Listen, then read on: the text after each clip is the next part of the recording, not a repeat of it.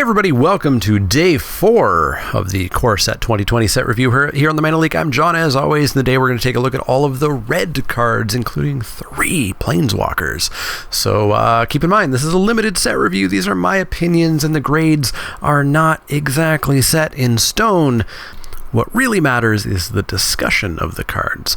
But we're going to jump right on into the first card, which is Act of Treason. Act of Treason is 2 and a red for a sorcery at common. Gain control of target creature until end of turn. Untap that creature. It gains haste until end of turn. It's not a card that I typically like to play. It's way better when you can steal their creature, attack with it, and sacrifice it, but that requires an actual sacrifice deck to actually be existing and supported in the format, and that's not the case here. So you're just stealing a creature and attacking, basically, which you really need to end the game with.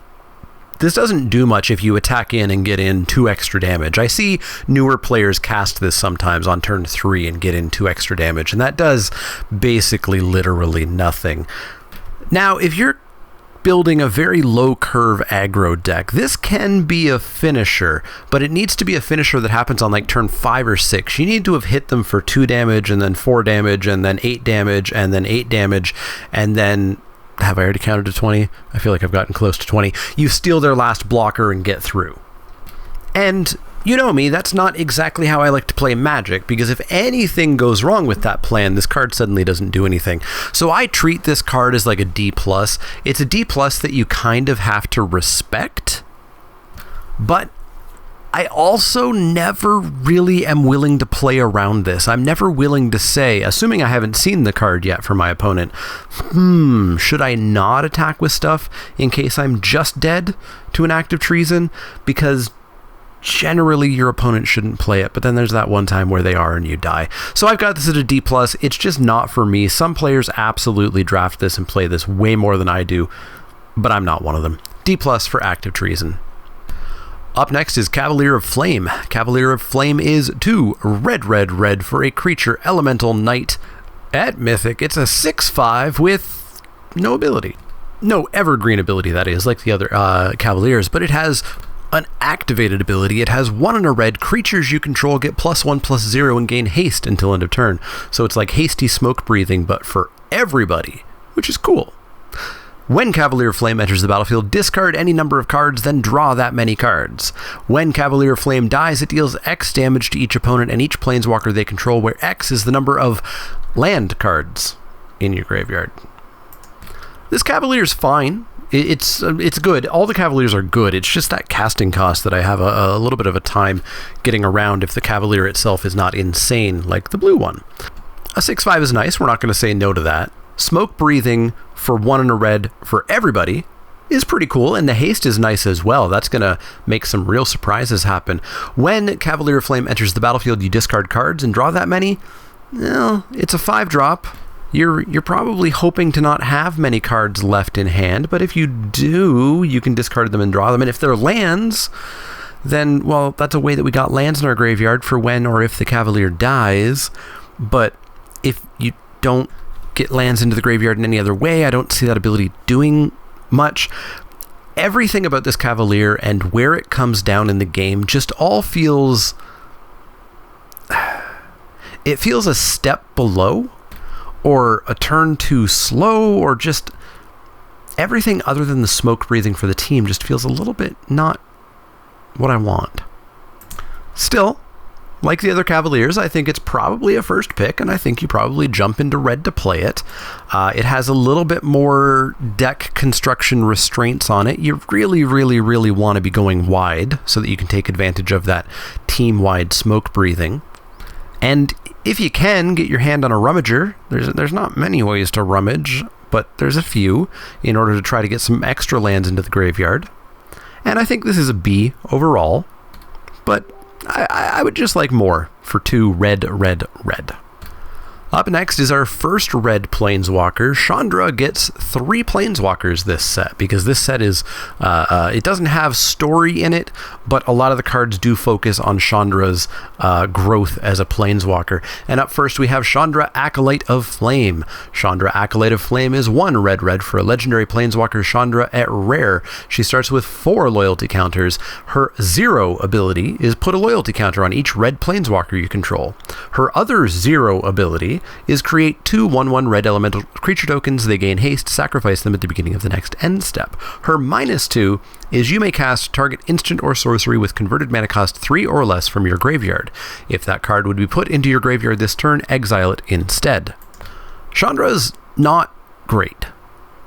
She's not great. The only other red Planeswalker you might have is Chandra Novice Pyromancer, because she's uncommon. Chandra Awakened Inferno is mythic, and you just can't consider a card that is rare based on getting a specific other mythic. You can't. So her 0 is basically a +1 that puts a counter on herself. Her second 0, cool. 2 1/1 red elemental tokens. Hopefully you have elemental synergies going on, which we'll see today and tomorrow in red and green. But if they're just 1/1s, they're not going to do much good at all. They're free, quote unquote, I guess, but they really need a power boost or something to really get some extra value to that. And her -2, I'm not really sold on either. Note that it doesn't say without paying its mana cost. You have to cast it. You have to pay the mana.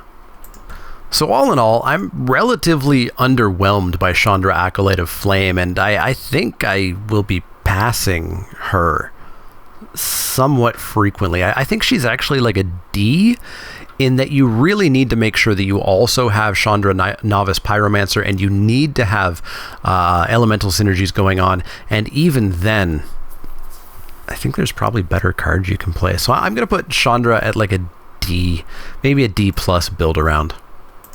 Up next is Chandra Awakened Inferno, the Mythic Chandra. Chandra Awakened Inferno is 4 red for a legendary Planeswalker Chandra at Mythic. She starts with 6 loyalty counters. She has this spell can't be countered.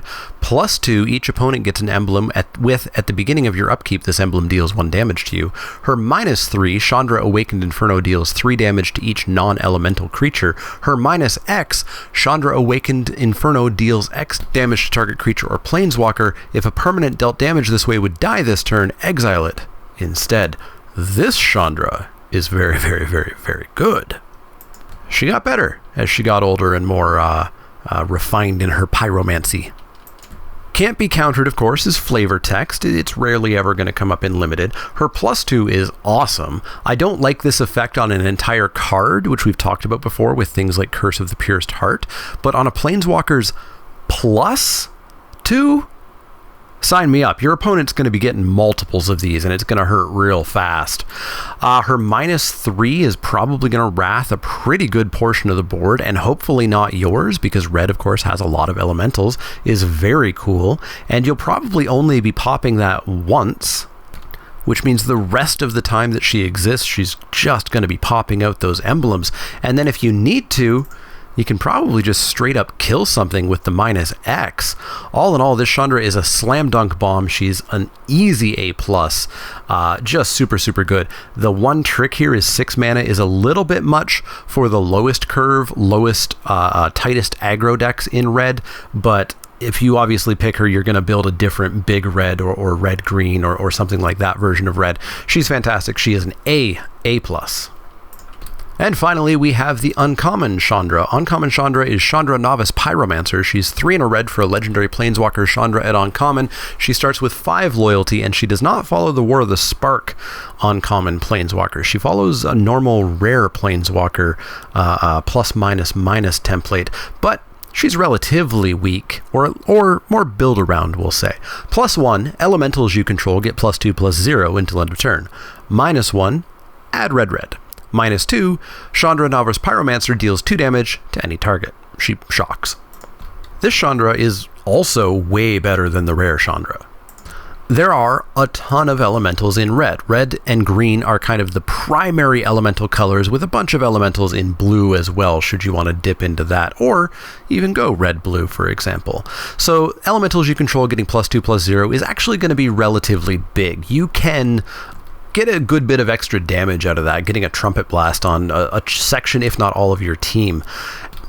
Getting 2 extra mana off her -1, that's cool. That means that she's actually a 2 mana walker if you're able to use this as a rebate that turn. And then -2, which she can do twice without ever plussing, is just shock anything. Opponent's face, for example.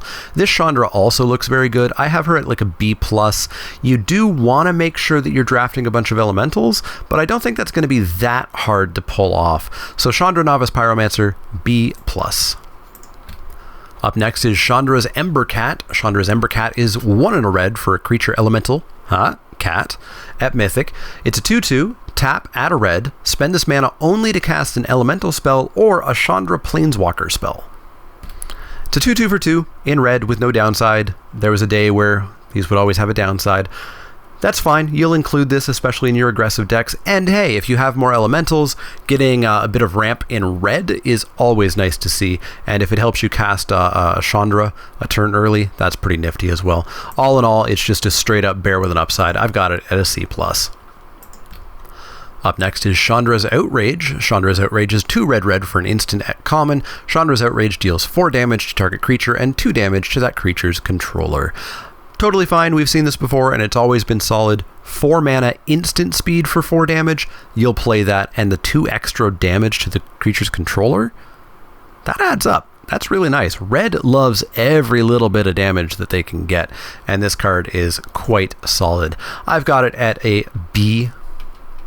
It's not exactly premium like Murder is, and it's a little rough to really load up on these because of the 2 red cost, but it's still really good and will kill a large chunk of the format, so B for Chandra's Outrage. Up next is Chandra's Regulator. Chandra's Regulator is 1 in a red for a legendary artifact at rare. Whenever you activate a loyalty ability of a Chandra Planeswalker, you may pay 1. If you do, copy that ability. You may choose new targets for the copy. Pay 1, tap, and discard a mountain card or a red card. Draw a card. I don't think this is really all that good. It's interesting, and maybe it's got some build-around constructed potential or something, but you're paying 2 mana for an artifact that does nothing. If you have a Chandra, which remember, you really should only have the Mythic or the Uncommon, and every other player is going to take that unless it's pack 3 and they are decidedly not red.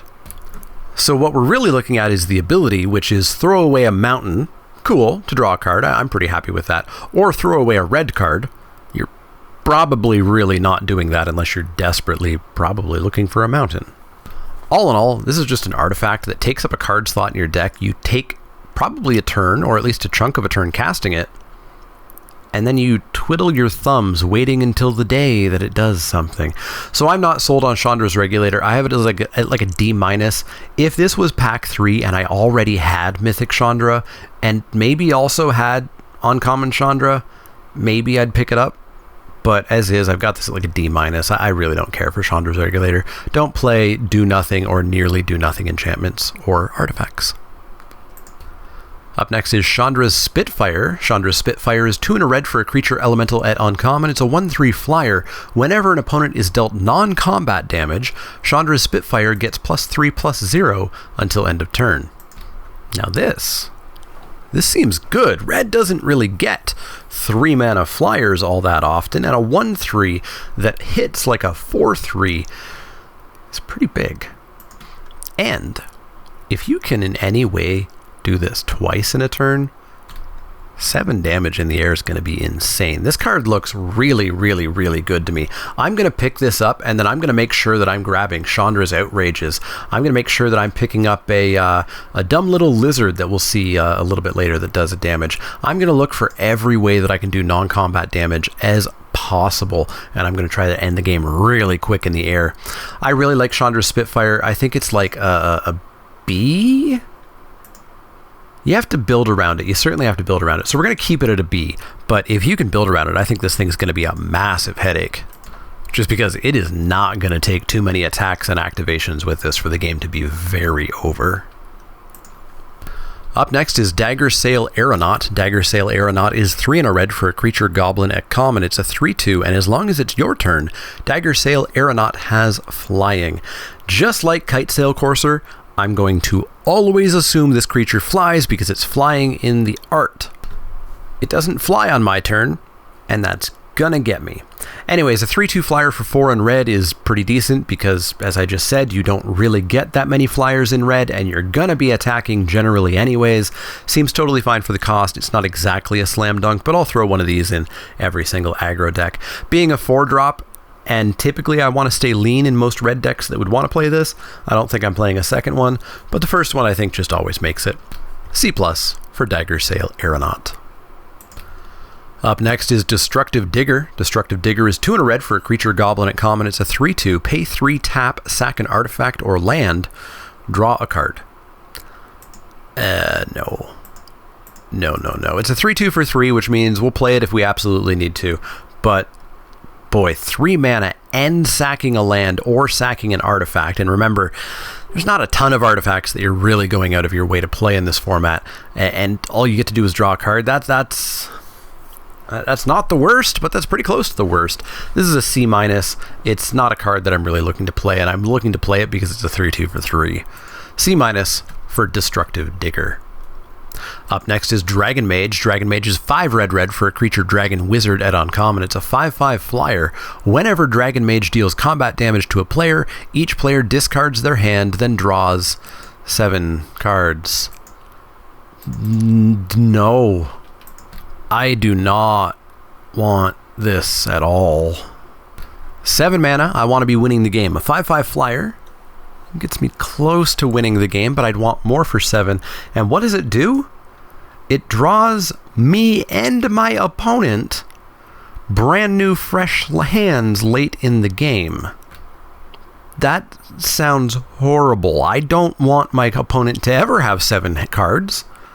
I sure as heck don't want them to have 7 cards on turn 8 or 9 or 10. That is absolutely terrifying. I'm already kind of off this card for costing 7 mana. I'm super off this card for Wheel of Fortuning. No interest in this. I've actually got this at an F. I'm never playing it. F for Dragon Mage. Up next is Drakuseth, Maw of Flames. Drakuseth Maw of Flames is 4 red for a legendary creature dragon at rare. It's a 7/7 flyer. Whenever Drakuseth Maw of Flames attacks, it deals 4 damage to any target and 3 damage to each of up to 2 other targets. This thing is insane. Again, like most of the rare legendary monocolored creatures on the board. On the board, it's an A+, but that is a hard casting cost. You've got to make sure that you have a way to cast this. You've got to make sure that you're playing your green ramp preferably, but of course, if you're playing green ramp, that means you might have less mountains, which means you have less red to be paying for this. It's a little bit of a mess. Make sure that you have the proper fixing to actually play this sometime before turn 17. Like the other ones, I'm going to have to keep an eye on this because it's so expensive that it might actually be a card that you shouldn't pick because you just won't get a chance to actually get this on the table. If you can get this on the table, you're going to win that game most likely. It's an A+ on the board. So a very hard card to rate. These cards, I'm going to have to keep an eye on the entire format and see how it works because their rating is actually going to be massively variable. So stay tuned, I guess. Next up is Ember Hauler. Ember Hauler is red for a creature goblin at uncommon. It's a 2/2. Pay 1, sacrifice Ember Hauler. It deals 2 damage to any target. It's okay. It's a 2/2 for 2, but it's a little hard to cast. And later on, you can shock something. It's kind of like a bad Goblin Crater Maker, and a bad one of those is still okay. I think it's like a C+. C+ for Ember Hauler. Up next is Fire Elemental. Fire Elemental is 3 red for a creature elemental at common. It's a 5/4 with some flavor text. That's about it. Fire Elemental is never a great card, but you can play it if you super need a creature. Now, of course, it's an elemental, which means it gets a little bit of a bonus, but it's still just expensive. Play cheaper elementals, and they're still going to feel really good when they have +2/+0 or whatever they happen to have. So Fire Elemental is like a C+. It's a very cuttable card. Even in the elemental deck, it's a very cuttable card. C- for Fire Elemental. Flame Sweep is up next. Flame Sweep is 2 and a red for an instant at uncommon. Flame Sweep deals 2 damage to each creature except for creatures you control with flying. Red, of course, isn't super known for flyers, but there are a couple more in here because it is sort of the tertiary flyer color along with blue and white. But still, this is probably just a Pyroclasm a lot of the time. There is only the one common flyer in red now that I look. The rest are uncommon or rare. So Pyroclasm in red, it's not the best in limited. There's very few red decks that want to hold their creatures back and then Pyroclasm and get their opponent by killing typically like 2 to 3 things, and maybe not even the things they're actually afraid of, and then playing their little guys. So I'm not really sold on Flame Sweep. I think it's sideboard only, and I think it's a pretty weak sideboard card at that, especially because there's just going to be decks like the Elemental decks where it just doesn't really hit much of anything. So D- for Flame Sweep. I'm super not interested in it. A sideboard only card that I am interested in is Fry. Fry is 1 in a red for an instant and uncommon. This spell can't be countered. Cool. Fry deals 5 damage to target creature or planeswalker that's white or blue. Super good color hosing, just like the white one and the black one. You should be picking this pretty highly, way higher than you might expect. You actually want to be taking this kind of immediately after bombs, removal, and the most efficient of creatures. And then typically not main decking this. I know there's some arguments for main decking this. If red is a deck that's showing up all the time, you can maybe main deck it. Or I guess you'd be main decking the white one if red was the deck that's showing up. But it's not something I super want to be doing. Yes, you probably have like a slightly greater than 50% chance for the card to be really good, but unfortunately you have a 50% chance for the card to be literally uncastable. And I don't play those. I don't do that. I want consistency. I really, really, really want consistency in my Magic decks. And that's just not what I do. But out of the sideboard against a blue or a white deck, and especially a blue-white deck, this card's going to be incredible. It is a D++++. Great card. Like I said, I'm super happy to have this cycle back. Not so much for the blue one, and we'll see what happens tomorrow for the green one. Up next is Gline-Horn Buccaneer. Gline-Horn Buccaneer is 1 red for a creature Minotaur Pirate at rare. It's a 2/4. It's got haste. It says whenever you discard a card, Gline-Horn Buccaneer deals 1 damage to each opponent. You can pay 1 in a red and discard a card. You get to draw a card. Activate this ability only if Gline-Horn Buccaneer is attacking. This all seems fine. Very decidedly not crazy, though. It's a 2/4 haster for 3. That's fine. It's not exciting, but it's fine. Discarding a card means that you paying, okay, cool, it's going to require some setup, but you can pay 2 mana to rummage. That would be okay, and this card would be a lot better if it didn't require it to be attacking. Still, there's going to be some games where you attack and then you rummage. You pay 6 mana because you don't have to tap this. Technically, you have to tap it to attack with it. And then you've bolted your opponent. It doesn't even matter what you're throwing away if you're just killing your opponent. Ultimately, though, this card's not great. It's not a card I ever want to first pick. It's a card that I want to pick, like, pack 3, pick 4 when I'm in red. And this got past me, and I'm like, oh, yeah, I could do some stuff with this guy. He's like a B-. Nothing here excites me, but all of it is fine. So B- for Gline-Horn Buccaneer. Up next is Goblin Bird Grabber. Goblin Bird Grabber is 1 in a red for a creature goblin. It's a common. It's a 2/1, and you can pay red. Goblin Bird Grabber gains flying until end of turn. Activate this ability only if you control another creature with flying. I guess here's another creature with flying in red at common, but not always. It's a piker, 2/1 for 2, which is not good these days. It's, I think, even worse than a C- these days. I think it's closer to a D+. But some red decks are going to be kind of okay with it. And if you happen to have flyers, and if you are red-white with Loyal Pegasus especially would be very good friends with this card, you're going to get in for a bit more damage. So sometimes this is like a D+, and sometimes it's like a C. I don't think I'd go up to C+ for this even in the right deck. C or D+ for Goblin Bird Grabber.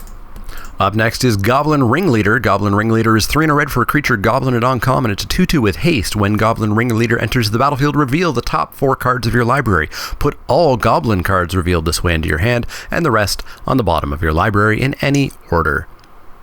No. There are 6 goblins in the set. This is one of them. The other one's uncommon. 4 of them are commons. One of them we already looked at. Destructive Digger I don't think is very good at all. Dagger Sail Aeronaut's okay. Goblin Bird Grabber sometimes good, sometimes bad. And we'll take a look at Goblin Smuggler coming up. But I don't think you're going to have enough goblins for this to really do much of anything at all. If this was like a 3 mana 2/2, I might be okay with the goblins that exist in this format. Frankly, it might have been able to be a 2 mana 2/2 for how little the goblins are here. Perhaps there's just enough that would have drawn too many cards too consistently. So you're going to need to have a whole lot of goblins in your deck for this to really work out. I'm talking like 9, it feels like, because remember, you're going to draw some of those goblins. Some of those goblins are going to be deeper than the 4 cards that you're going to look at. So I don't think Goblin Regulator is very good. I think you have to build around it, and I don't think the build around is supported. This is for Commander, Oathbreaker, Brawl, whatever you want to jam this into, but I don't think it's for here. So I'm at like a D- on Goblin Ringleader. Up next is Goblin Smuggler, the other goblin. Goblin Smuggler is 2 and a red for a creature goblin at common. It's a rogue as well, I didn't say. It's a 2/2 with haste. Tap it. Another target creature with power 2 or less can't be blocked this turn. This one's not too bad. It's an okay aggro creature. It's a 2/2 for 3 with haste, which is normal-ish. At uncommon, we typically get 3/3s with haste, but being able to sneak through another little creature is really nice reach for the end game. All in all, I think this actually is a fine goblin. I think it's like an OKC, and if you are really in an aggro deck, you have a bunch of low-powered creatures, and your plan is to just get through a little bit more damage to finish the game, it might be a C+ in that deck, but we'll hold out for a C for Goblin Smuggler. Up next is Infuriate. Infuriate is a single red mana for an instant at common. Target creature gets +3/+2 until end of turn. It won't be long until red just has Giant Growth, I guess. This is basically Giant Growth, just 1 toughness shy of being that card that was in the cycle with Ancestral Recall. Yeah, it's a totally fine trick. It's going to keep your creature alive a whole heck of a lot of the time, and it's going to kill their creature a whole heck of a lot of the time. If you have a spot for it, you can put it in, and if you don't, you don't have to. You've played Giant Growth. I'm sure you have played this the same way, but ever so slightly worse. A C for Infuriate. Up next is Keldon Raider. Keldon Raider is 2 red for a creature human warrior at common. It's a 4/3. When Keldon Raider enters the battlefield, you may discard a card. If you do, draw a card. You get to rummage 20 ETBs, and you don't have to. You can if you wish. This was fine in Dominaria, and it'll be fine here. It's around the C level. I don't think you always play it, but it's fine if you need it. It's the right stats. It does the right thing. You don't have to do it, so it's not a downside. It's a C. Just a C. Up next is Lavakin Brawler. Lavakin Brawler is 3 and a red for a creature elemental warrior at common. It's 2/4. Whenever Lavakin Brawler attacks, it gets +1/+0 until end of turn for each elemental you control. So it's a 2/4 that always attacks as a 3/4 because it counts elementals, not other elementals. That's fine. It's not exciting, but it's fine. If you're lacking on elementals, this is a pretty cuttable C-, but if you're stocked up on them, and as we've seen so far and we'll keep seeing, there's a whole bunch of them in red. This is much more of a C, and maybe even a C+. Not having trample and not getting a toughness boost means that this isn't invincible just because you have a whole bunch of elementals. You still need to be getting through or killing something, because this will still die in possibly blocks and definitely double blocks. So it's not going to go too much higher than a C, so let's go for a C on Lavakin Brawler. The red Leyline is next. Leyline of Combustion. Leyline of Combustion is 2 red for an enchantment at rare. If Leyline of Combustion is in your opening hand, you may begin the game with it on the battlefield. Whenever you and/or at least one permanent you control becomes the target of a spell or ability an opponent controls, Leyline of Combustion deals 2 damage to that player. As a mono red player in Canlander, yikes. But we're not talking about that. We're talking about limited. This one is still not really a card that I'm ever main decking. I, again, never want to pay for this cost, and I never want to have it in my deck because your opponent may just not have anything that's going to target your creatures or you all that much. They're going to target your creatures way more than they target you, that's for darn sure. But again, not every deck has, 17 pieces of removal and 5 tappers. So I would rather keep this in the sideboard. And then if I do see that they're putting passivisms on my creature. They're hitting my creatures with stuff. Maybe they're hitting me with something now and then. Maybe they have something that's going to target something repeatedly.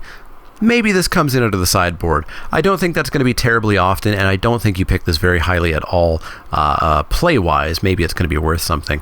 But I've got this at like a D. It's not an F like the other ones, but just a D for Leyline of Combustion.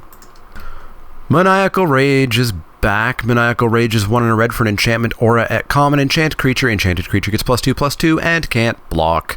Were you worried that Arena wouldn't be a hellscape of aura decks running you over in best of 1 matches? Well, worry no longer, because that's gonna happen with Maniacal Rage being around. This card in a real human best of 3 draft is relatively mediocre. If your plan is to go real fast and you don't really have any other choice, you can play this and you'll steal some wins, but it's way harder to steal match wins in actual drafts than it is on best of 1 Arena. You may just get blown out in 2 for 1. You may draw this and not have any creatures for it, or the creatures that can take it may not be relevant. That's a little bit hard with +2/+2, but they may not be relevant. Turning off the block might be relevant. This is around a D for me. I really don't like to play this unless I kind of typically had a draft that didn't go well, or sometimes went very well. But it's very rare that you want to play this in real Magic. On Arena, do whatever you want. Marauding Raptor is up next. Marauding Raptor is 1 and a red for a creature dinosaur at rare. It's a 2/3. Creature spells you cast cost 1 less to cast. Whenever another creature enters the battlefield under your control, Marauding Raptor deals 2 damage to it. If a dinosaur is dealt damage this way, Marauding Raptor gets +2/+0 until end of turn. There's only 3 other dinosaurs in the set, and only one's common, one's rare. So you're not really getting anything good out of Marauding Raptor. Marauding Raptor is just a 2/3 for 2, which is fine, and it is making all of your creatures 1 cheaper, which is very fine. But it does mean that you can't play an X2 or an X1. It will die.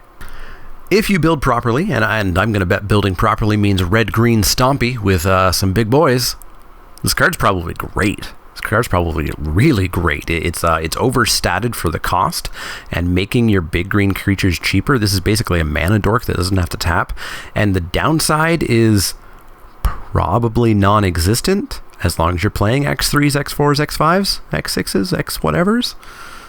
Yeah, this is fine. Also, I forgot a dinosaur, not even intentionally, but we'll pretend that we forgot that dinosaur that I forgot about. So yeah, I think Marauding Raptor is like a B-, B, maybe B, in the correct deck. Obviously, if you are a low curve aggro red deck, red-white aggro red-white flyer deck, and you got a lot of X2s, you maybe shouldn't put this in your deck because it might mean you stop playing for a while. So B-, but it's got to go in the correct deck for sure. Up next is Mask of Immolation. Mask of Immolation is 1 and a red for an artifact equipment at uncommon. When Mask of Immolation enters the battlefield, create a 1/1 red elemental creature token, then attach Mask of Immolation to it. It's just like the white sword. Equipped creature has sacrificed this creature. It deals 1 damage to any target. Equip cost of 2. Unlike the sword, I don't really care for this. It feels way too slow. So it doesn't give any power and toughness boost, unlike the sword, which means we are playing a 1/1 for 2. A 1/1 for 2 that can sack and deal 1 whole damage. And then for 2 more mana, we can attach this to some other creature and deal another 1 whole damage. I can see the argument that this could have a place in aggro decks as a little bit of reach. You know, you attack with your team and then you pay 2 equip, sack, ping, pay 2 equip, sack, ping, pay 2 equip, sack, ping, and you've done, 3 extra points of damage to your opponent's face. I think you can do 3 extra points of damage to your opponent's face by playing another creature in your deck that isn't this. So I'm pretty low on this. I've got it around a D. I think it's just way too slow. I'll keep an eye on it because maybe that scenario does pop up more than I expect it to, but I'm not sold on Mask of Immolation, so I've got it at a D. Up next is Pack Mastiff. Pack Mastiff is 1 and a red for a creature hound at common. It's a 2/2. Pay 1 and a red. Each creature you control named Pack Mastiff gets +1/+0 until end of turn. It's the same thing as the Cavalier for red, except only for your Pack Mastiffs, not for all of your creatures. This is a collect 'em all that I think I'm pretty fine with because at least you have a 2/2 Smoke Breather for 2. That's normal. Fairy Miscreant, it's kind of underpowered. Battalion Foot Soldier, it's 3 mana for a 2/2 that hopefully draws you a card if you still have foot soldiers left. The zombie, well, that's a lot of setup for the zombies, but this one is just what it should be for its mana cost, plus a little bit more. So I'm actually pretty happy with the well, not pretty happy. I'm fine with the first one, and then they do get way better in multiples. So I'm relatively higher on this at a C, and I think I hop up to a C plus the second you start to get multiples of these. And if you can somehow luck sack into like 4 or 5 of these, they're going to be real good. Just paying 2 mana for +1/+1 across 3 or 4 different creatures is going to be really good. So a C for Pack Mastiff, maybe a C plus if you can get a lot. Rapacious Dragon is up next. Rapacious Dragon is 4 and a red for a creature dragon at uncommon. It's a 3/3 flyer. When Rapacious Dragon enters the battlefield, create 2 treasure tokens. Because, of course, treasure is... evergreen's a strong word, but it keeps showing up now and then. It's a good little mechanic. So it's a 3/3 for 5 flyer. You gotta pay that sometimes in red. But you get a 2 mana rebate. That's kind of cool. It'll help you splash a little bit if you do have an off-color mythic or something, if you've got Kalia or some such. So ultimately, I think this is fine. I think it's like a C+. C+? I'm thinking back of 5 mana 3/3 flyers in red, and they actually frequently underperform. I'm thinking Spark-Tongue Dragon from M19 and Hellkite Whelp from Guilds of Ravnica. Yeah, I don't actually know that I can go up to C+ for that. Just historically, this casting cost, this power and toughness, this flying ability hasn't been the best. Let's knock this back down to a C. C for Rapacious Dragon. The rebate is nice. Maybe that'll save it, but let's start with a C for Rapacious Dragon. Airstrike is up next. Reckless Airstrike story. Reckless Airstrike is a single red mana for a sorcery at common. Choose one. Reckless Airstrike deals 3 damage to target creature with flying, or destroy target artifact. So there's only 4 flyers that have more than 3 toughness at common or uncommon. There's Boreal Elemental, Air Elemental, Dragon Mage, and Herald of the Sun. The other few things that have flying and a greater toughness are rare or mythic or buy a box promo, not actually in the set. On the flip side, there's somewhere in the neighborhood of 31 cards with flying that have less than 4 toughness. That means that much like Plummet, which we'll talk about tomorrow, I think you main deck this card. I think you main deck it. There's a lot of flyers in this set, a lot, and the flying deck looks a little terrifying and very well supported, so much so that I'm actually going to start playing Flying Hate in the board. I think you're probably always going to have a target. Remember, even red has a few more flyers than it normally would otherwise. So unlike usual, I think you do main deck this card and Plummet that we'll see tomorrow. Maybe you destroy an artifact with it. I doubt it, but maybe. It's still a pretty low pick, kind of in like the C- range. I don't think we can go up to a C for this, but I don't think it's a D. C- for Reckless Strike. Up next is Reduced to Ashes. Reduced to Ashes is 4 and a red for a sorcery at common. Reduced to Ashes deals 5 damage to target creature. If that creature would die this turn, exile it instead. Hey, look, it's red's common, really good removal for cheap? It's not really cheap. But it's still fine. You'll still play this. It's expensive, but it still kills the vast majority of the set. It's sorcery speed, but it still kills the vast majority of the set. You'll play this, you just won't play multiples of this like you will Pacifism or Murder, for example. C+ for Reduced to Ashes. You gotta play it, you gotta pay it. It's gonna do what you need to do in red. Repeated Reverberation is up next. Repeated Reverberation is 2 red for an instant at rare. When you next cast an instant spell, cast a sorcery spell, or activate a loyalty ability this turn, Planeswalkers have loyalty abilities, copy that spell or ability twice. You may choose new targets for the copies. I'd never, ever like these spells. We usually get Reverberate for red that does this once, and it's not typically ever a card you should play in Limited. It's really hard to have the spell that you need, have the 2 targets for it, be able to cast it, as well as pay the mana cost, which is usually red. Here we have to have 2 red to copy our spell. We're never copying a Reduced to Ashes. It's going to cost 9 mana. So you're really only copying cheap stuff with this spell, and it's too much setup, and it does literally nothing I talk a lot about really liking spells that are versatile and do this or do that or do this or do that. This does one thing, and you better have the right mana and the right timing to be able to do it. I'm not sold on this. I've got this at an F. I just literally never play these cards. F, F, F, F, F. Up next is Ripscale Predator. Ripscale Predator is 4 red for a creature dinosaur at common. It's a 6/5 menace. It didn't used to be a dinosaur, and then they updated it when Ixalan came out. Does that look like a dinosaur to you? Doesn't to me. I'm not a fan of Ripscale Predator. It's expensive. Red decks don't tend to want 6-drops that don't just end the game, and this one gets double blocked real well. If it's going to win the game, probably anything's going to win the game.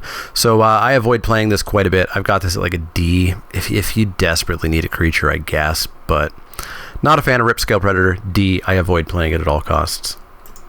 Scampering Scorcher is up next. Scampering Scorcher is 3 and a red for a creature elemental at uncommon. It's a 1/1. When Scampering Scorcher enters the battlefield, create 2 1/1 red elemental creature tokens. Elementals you control gain haste until end of turn.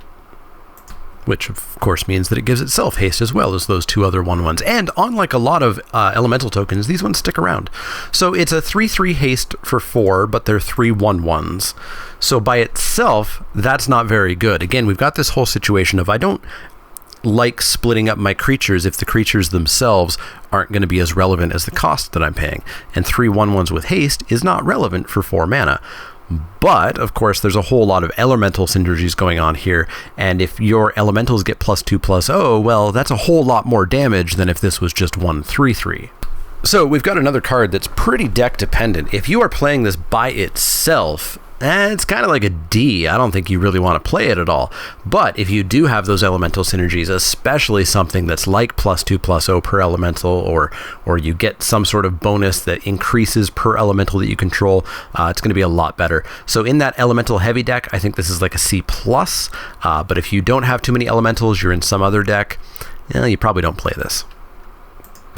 Scorch Spiter is up next. Scorch Spiter is 1 red mana for a creature elemental lizard at common. It's a 1/1. Whenever Scorch Spiter attacks, it deals 1 damage to the player or planeswalker that it's attacking. Not super interested in this. It's a 1/1 for 1, which I'm historically not a big fan of unless it does something very impactful. And this isn't really that impactful. You'll get in for 2 damage, and then maybe you luck out and you get in for 4 damage. And then, in most cases, your opponent has a creature and you're never attacking ever again, except for one final desperate throw the lizard at them and deal 1 damage and have it be chump blocked. So this isn't a card that I'm super happy to play with. That being said, we do have that Chandra's Spitfire, which gets a pretty big power tough every time you deal non-combat damage. And this is a great way to do that. Do it at least once. If you can do a shock as well on that turn, then holy moly, you've got a 7 power flyer. So yeah, Scorch Spiter, I think has some very narrow spots, but in general, this is like a D- that you shouldn't be playing. So D- for Scorch Spiter. It's got some use cases that I can think of that will be quite good. Shock is up next. Shock is a single red mana for an instant at common. It deals 2 damage to any target. You know that. We played with this. It was back in M19. It was not in any other set. I don't think it was in any other set recently. Yeah, Shock is Shock is Shock. It's versatile. It hits creatures. It hits planeswalkers. It hits players. It kills players outright. It kills creatures post-combat. Some creatures pre-combat. It does everything. It's not a massively high pick, but I like it at a B-. I really like Shocks. And yeah, like I said, it goes very well with that Chandra Spitfire. B- for Shock. Up next is Tectonic Rift. Tectonic Rift is 3 and a red for a sorcery at common. Destroy target land. Creatures without flying can't block this turn. You'll die to this, and sometimes it's correct for a deck to play it. I prefer this effect to be a little bit cheaper. This obviously has to be more expensive because it destroys a land for some reason. I guess flavor reasons, really. But that being said, we've talked to death about this. There's more flyers in this set than on average, so this might actually do less than it normally does in many sets. So I'm going to have to see how that shakes out. I've got this at like a D+ just because some decks are going to be very happy with this. Turn 1 attack, turn 2 attack, turn 3 attack, turn 4 attack, turn 5 do this, you can't block, attack with all those creatures that aren't relevant anymore and kill them. It doesn't always work out that well, though. So D+ for Tectonic Rift. We'll keep an eye on it. It could be way worse, or it could be marginally better. Up next is Thunderkin Awakener. Thunderkin Awakener is 1 and a red for a creature elemental shaman. At rare, it's a 1/2 with haste. Whenever Thunderkin Elemental attacks, choose target creature card in your graveyard with toughness less than Thunderkin Awakener's toughness. Return that card to the battlefield tapped and attacking. Sacrifice it at the beginning of the next end step. I'm not a huge fan of this. It's obviously like Dreadhorde Arcanist from War of the Spark, which did some stuff in Standard, but never really got there in Limited. I saw it cast a couple of times and return a spell or two, but never super got there. Sure, you will have more creatures than you will instants and sorceries, and you are starting at 2 instead of the 1 for the number that it's looking at for returning. But there's still a lot of work for this to really go off, and I'm not interested in building around this. This card isn't good by itself. Stuff has to be put on it. You have to have the right stuff in the graveyard, and that's too many steps. I don't do that many steps for winning drafts. You can do that, and you'll win a draft here or there, but you'll lose a lot more on the way. So I've got this at a D. I think it's a build around that just isn't really worth building around for me. Uncaged Fury is our second last card. Uncaged Fury is 2 and a red for an instant at uncommon. Target creature gets +1/+1 against double strike until end of turn. Turn 3, they play a 7/6 dinosaur. Turn 4, they attack you for 16. It's going to happen, and it's going to suck. Uncaged Fury is a rather good combat trick. It's very good that this costs 3 mana, and it's very good that this is uncommon. This is a good card, assuming that you are being aggressive and very preferably sort of big power aggressive. This is much less good if you're attacking with a bunch of 2/2s all the time. Sure, 6 damage is still a lot, but it's not 16 damage on turn 4.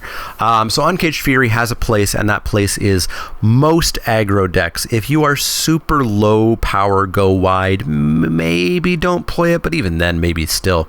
This is actually really good. It's like a C+ combat trick. I don't think it jumps up to it definitely doesn't jump up to a B-, but it's a C+ combat trick. It's gonna get you, it's gonna kill you, and it's gonna lead to some very games that finish that you were not prepared for them to finish. So C+ for Uncaged Fury. Our final card for today is Unchained Berserker. Unchained Berserker is 1 and a red for a creature human berserker at uncommon. It's a 1/1 for 2.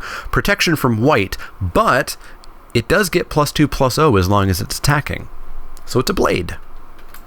So it's a 3/1 for 2 on the attack. You guys know I love those stats, but I do like those stats because when that 3/1 can't attack anymore, it can block and trade with 3-drops and 4-drops and heck, some 5-drops sometimes. This one can't.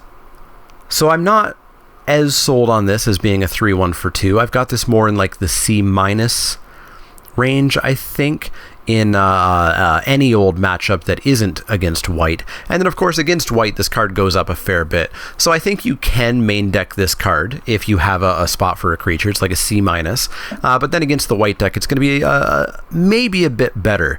Of course, you can't really control if your opponent plays a white creature or their other color creature, you know, on turn 2 or on turn 3, so maybe you're going to get in for 3, 6, 9 damage real quick off of this because they can't block it, or maybe they can block it. So C- for this obviously goes up in the white matchup, but you can't control exactly how good it's going to be. C- for Unchained Berserker. So that's going to wrap it up for all of the red cards today. We've got green tomorrow, and then we're just going to have one day of gold and artifact and lands because there's not that many. Well, no, there's a ton of lands, but they'll go very quick because most of them are the same. So stay tuned for that. Let me know what cards you're excited for in red, what you agree with, disagree with, etc. in the comments down below. Red's got an A+. Red's got an A+, just like Black had. There's not too many of those going around in this set, but that Chandra looks real good. If you have any questions, comments, or suggestions, you can always find me over on Twitch, Twitter, and Facebook. You can find me at patreon.com/ManaLeak if you want to become a backer there. You can use the promo code ManaLeak10 over at inkedgaming.com, and you can also click that thumbs up button and subscribe. That helps out a ton, as does sharing Reddit, wherever you want to share it to. Super helpful. Very much appreciate it. As always, if you have any questions, comments, or suggestions, let me know. Otherwise, we'll see you tomorrow for green.